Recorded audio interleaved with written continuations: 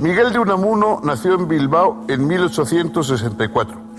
Personal, apasionado e individualista, alzó insobornablemente los temas del cristianismo y del ser español, buscando sacudir a sus lectores y despertarlos a la tragedia típicamente humana de tener que morir sin querer morir. Bienvenidos, amigos, ¿cómo les va? Hoy vamos a tratar en este espacio de divulgación filosófica de un filósofo que también fue realmente un personaje, lo que llaman los franceses un caractère, alguien que verdaderamente tenía una personalidad a veces excesivamente marcada. Don Miguel de Unamuno y Hugo fue un hombre singular en todos los sentidos de la palabra. Tuvo una enorme presencia en Europa. Quizá pocos filósofos, no hay muchos filósofos españoles, y junto con Ortega es siempre el filósofo que se menciona, el filósofo de cabecera, digamos, pero él además tuvo una dimensión de hombre público, probablemente favorecida por su propia idiosincrasia, por su propio aspecto quijotesco, inconfundible, con esa especie de clergyman permanente que vestía, y con una personalidad más bien arrolladora y poco dada a concesiones, exilado por haber atacado a la monarquía en España y haber encabezado más o menos movimientos subversivos, siempre muy idiosincrásicos, por supuesto. Vivió toda su vida en una especie de permanente oposición. Uno de sus libros, de sus recopilaciones de ensayos, se llama Contra esto y aquello, con lo cual ya indica que verdaderamente ese era su talante, ¿no? Un talante polémico, un talante paradójico, a él le encantaban las paradojas y acuñó una especie de estilo de intelectual basado en la paradoja. Tuvo una figura, digamos, quizá más grande que su propia filosofía, pero a la vez de eso fue ensayista, muy notable ensayista, fue un articulista magnífico y tiene una amplia gama de escritos periodísticos, fue poeta bronco, pero muchas veces conmovedor, y fue también novelista y narrador, y un novelista además experimental y con logros muy curiosos en su novela. Fue un personaje realmente notable y ahora vamos a intentar convocar su figura y tratarlo con el mayor respeto posible para que no se enfade.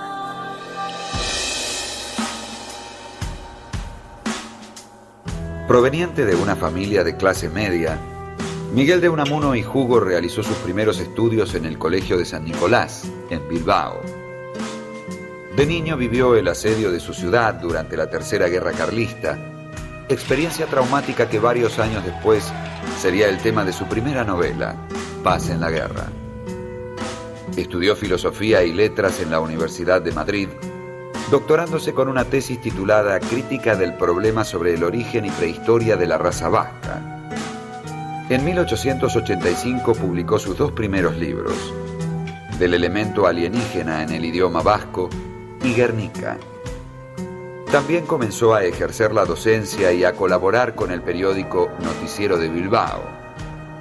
En 1889 viajó por Suiza, Italia y Francia, y a principios de 1891 contrajo matrimonio con su amor de toda la vida, Concha Lizárraga.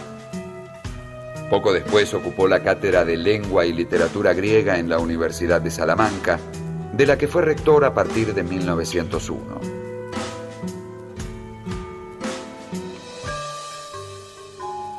En 1914 fue destituido por razones políticas, ya que Unamuno era cabeza visible de la oposición liberal. Por esa época fue condenado a prisión por injurias contra el rey, si bien la condena no llegó a cumplirse. En 1920 fue elegido por sus colegas decano de la Facultad de Filosofía y Letras y al año siguiente vicerrector. En 1924 el dictador Primo de Rivera lo destituyó y desterró como consecuencia de sus ataques al régimen. Fue indultado al poco tiempo, pero Unamuno, decidido a no volver mientras la tiranía continuase vigente, vivió en París primero y en Hendaya, en la Vascongada francesa, hasta 1930. Al caer la dictadura, volvió triunfalmente a Salamanca.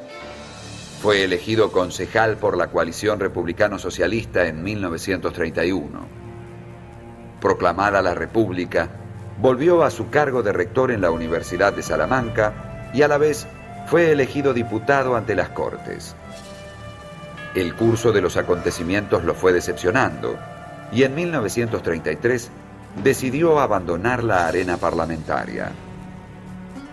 Al año siguiente se jubiló de la actividad docente en medio del reconocimiento general.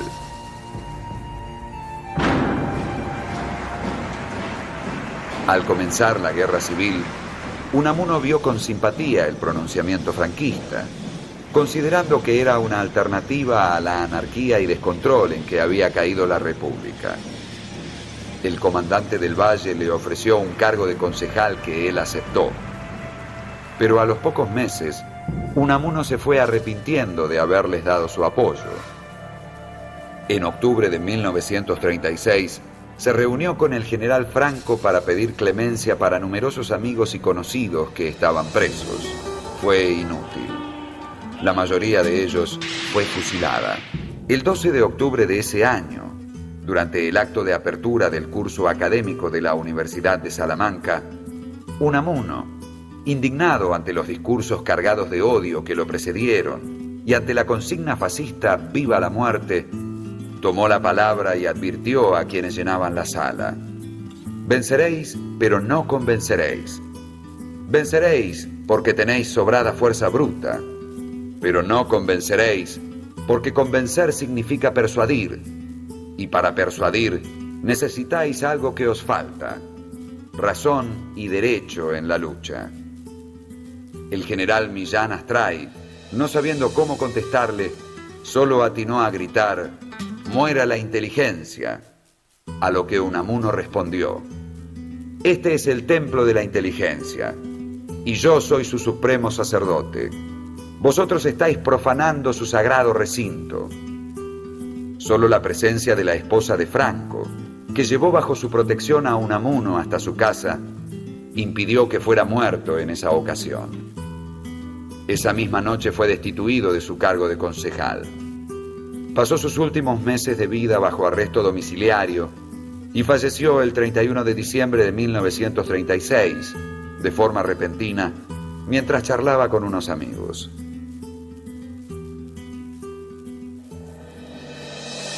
Unamuno fue una especie de existencialista. No, probablemente a él no le hubiera gustado, como no le gustaba ninguna caracterización, porque cualquier caracterización significaba que él estaba con otros y a él le gustaba siempre encontrarse solo y bien patente.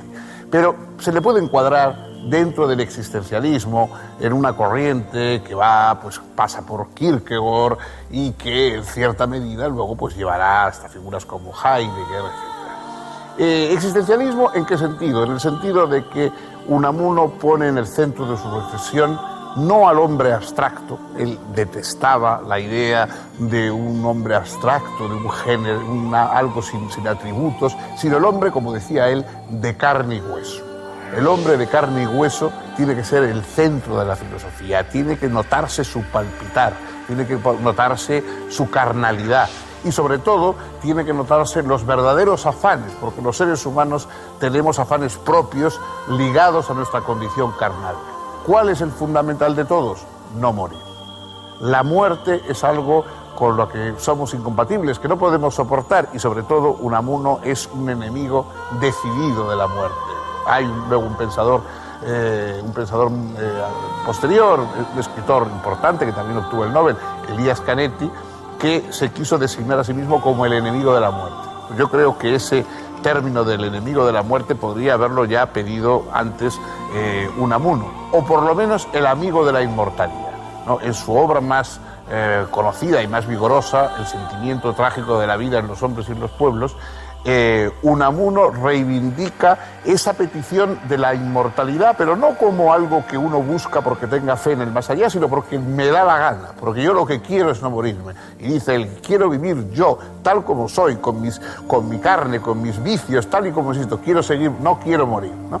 Esa digamos, protesta extraordinaria y que él modula con una fuerza enorme en su libro, esa reivindicación de un hombre concreto, un ser humano concreto, con sus miedos y con su necesidad de eternidad, es lo más característico, lo central de la obra de Unamuno y lo que le da una fuerza notable y causa un impacto en el lector, aunque a veces sonría un poco ante esa vehemencia frente a, me parece, lo material. Unamuno fue un escritor prolífico. Entre sus obras podemos mencionar piezas de narrativa, obras costumbristas y autobiográficas, poesías, teatro y ensayos filosóficos y políticos. Del sentimiento trágico de la vida y Niebla fueron las obras que le dieron fama y prestigio internacional. Al morir, estaba escribiendo unas notas sobre la Revolución y la Guerra Civil Españolas que, bajo el título El resentimiento trágico de la vida, quedarían inconclusas. Es interesante hacer notar que las dos figuras filosóficas más notables, sin duda, del siglo XX en España, son, por una parte, Miguel de Unamuno y por otra parte, José Ortega y Gasset. Los dos prácticamente se puede decir que comienzan, que aparecen en el mundo de las publicaciones y de la proyección filosófica con una obra sobre el Quijote, sobre Don Quijote, ¿no? Ortega escribió Las Meditaciones del Quijote y Unamuno escribió La vida de Don Quijote y Sancho. La vida de Don Quijote y Sancho es un libro singular y, como casi todo lo que ocurre con Unamuno, es por una parte grandioso, por otra parte disparatado, por una parte conmovedor y otras veces, en fin, lo rechaza uno como algo excesivo, pero es una obra que no deja indiferente. Nada menos que Unamuno lo que pretende es volver a escribir el Quijote. Un poco, a veces se ha dicho que Borges, en su famoso cuento de Pierre Menard, autor del Quijote, una de las ironías, digamos, que introduce es una especie de retrato paródico del propio Unamuno y del propósito de Unamuno, que era volver a escribir el Quijote, porque Unamuno consideraba que Cervantes le había pisado la idea, ¿no? Que el que debía haber escrito el Quijote era él, porque Cervantes, de alguna forma, se burla o no entiende a Don Quijote. Unamuno piensa que Cervantes está por debajo de su tarea, que lo presenta a Don Quijote como alguien risible cuando Don Quijote es el único personaje serio que hay en la novela y puede que en la historia, ¿no? Entonces, Unamuno convierte a Don Quijote en una figura casi mística, en una figura religiosa, en una especie de santo, en un abanderado tras el cual hay que ir. Esa frase que en un momento determinado dice Don Quijote, en un contexto nada enfático, cuando dice yo sé quién soy, esa frase es la que más conmueve a Unamuno. Yo sé quién soy. Eso es lo que un hombre tiene que buscar a lo largo de su vida, saber quién es. Y seguir adelante, digan lo que digan los demás, aunque le llamen a uno loco, aunque le llamen a uno estúpido, aunque piensen que lo que hace uno está haciendo son disparates, si uno sabe quién es, tiene que seguir adelante contra todo y contra todos, ¿no? Esa especie de veneración o de adoración hipostasiada, por supuesto, exageradamente, de Don Quijote, explica mucho mejor a Unamuno que al Quijote, por supuesto. Y el libro, sin embargo, La vida de Don Quijote y Sancho, al menos en fragmentos, sigue siendo una obra que impresiona, que conmueve e incluso que divierte, quizá un poco en contra de lo que pretendía Don Miguel. En su Vida de Don Quijote y Sancho, Unamuno expuso que la relación entre ambos personajes representaba la tensión entre razón y locura que constituye siempre la unidad de la vida. Años más tarde, esta tesis reapareció en Del sentimiento trágico de la vida, presentando la vida como permanente paradoja. Para Unamuno, el conocimiento racional no puede dar cuenta de lo vital, pues la vida es agonía, lucha entre el intelecto y el sentimiento. Según él, el más trágico problema de la filosofía es el de conciliar las necesidades intelectuales con las necesidades afectivas. Unamuno, que había perdido desde la juventud la fe católica, consideraba que la muerte es definitiva, pero creía a la vez que la creencia en algún tipo de sobrevivencia es necesaria para que los hombres puedan vivir. El anhelo de Dios y de la inmortalidad personal es irrenunciable aunque científico racionalmente, el individuo no pueda sostenerlo. La fe así entendida es una afirmación del creyente y no un presunto conocimiento. La razón no puede negar sus derechos a la fe, pero tampoco esta a aquella. El hombre filosofa, precisamente, porque necesita justificarse a sí mismo en este conflicto que él mismo es, como tensión entre lo individual y lo colectivo, entre el espíritu y el intelecto, entre lo racional y lo emocional. Unamuno, al abordar estas temáticas, elaboró un poderoso vitalismo y anticipó el existencialismo. Para él, la realidad primaria con que el filósofo se encuentra es la de sí mismo, como voluntad de no morir. Esta voluntad es la secreta raíz del más inconfesable anhelo humano, el apetito de divinidad. Las ideas de Unamuno no solo se expresaron en sus ensayos filosóficos, sino también en el resto de su obra escrita.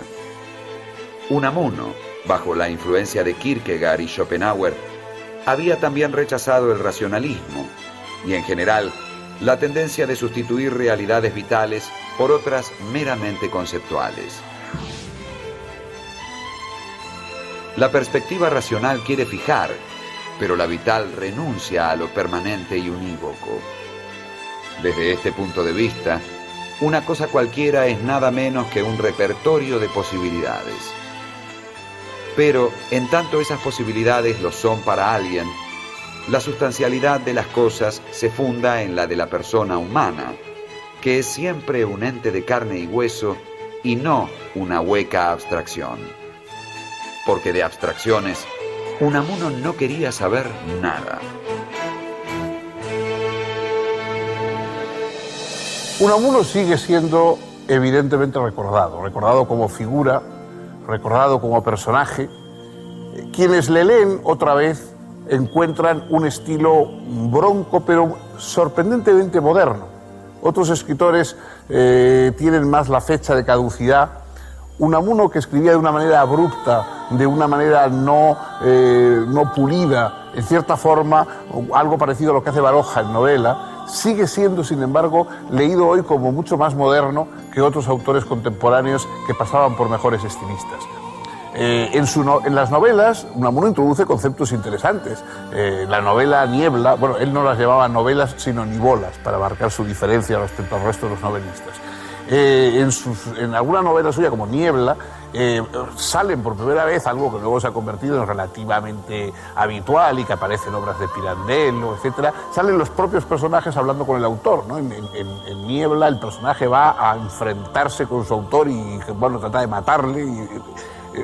Él tenía muchos elementos originales, algunos de sus historias además siguen siendo reflexiones, por ejemplo, sobre el tema religioso, que está constantemente en el fondo, ¿no? La religión, él hubiera querido creer porque eso le habría venido bien para asegurar su inmortalidad, pero no termina de poder creer y eso lo desgarra. Hay un cuento suyo, San Manuel Bueno Mártir, sobre la vida de un cura que ha perdido la fe, pero que sigue haciendo de cura porque quiere ayudar a los demás, que es extraordinariamente bonito y que verdaderamente es un logro literario de primer orden. Y muchos de sus poemas también tienen esta categoría. Pero, sobre todo, yo creo que lo que sigue quedando de Unamuno es su propia figura, la fuerza de su figura, lo inclasificable, esa especie de entereza que tuvo, y yo creo que en el momento de más entereza, el momento más característico, fue cuando en plena guerra civil, 3 meses antes de morir, en la Universidad de Salamanca, en un acto tumultuoso donde estaban todos los falangistas, donde estaba Millán Astray, donde estaba Carmen Polo de Franco, en un acto, digamos, en que era prudente cualquier cosa, estaba habiendo fusilamientos la misma mañana en la ciudad, y era prudente cualquier cosa menos alzar la voz contra los vencedores. Él se levantó para soltar un discurso defendiendo la inteligencia, defendiendo la razón contra la fuerza y diciéndole en su propia cara: podéis vencer pero no convencer. Ese momento, ya final de su vida, 3 meses después murió, demuestra que en Unamuno no solo era todo fachada y prosopopeya, sino que también había una entereza y una grandeza de ánimo reales. Hasta aquí hemos llegado hoy. El próximo día traeremos otro filósofo y esperamos contar con usted.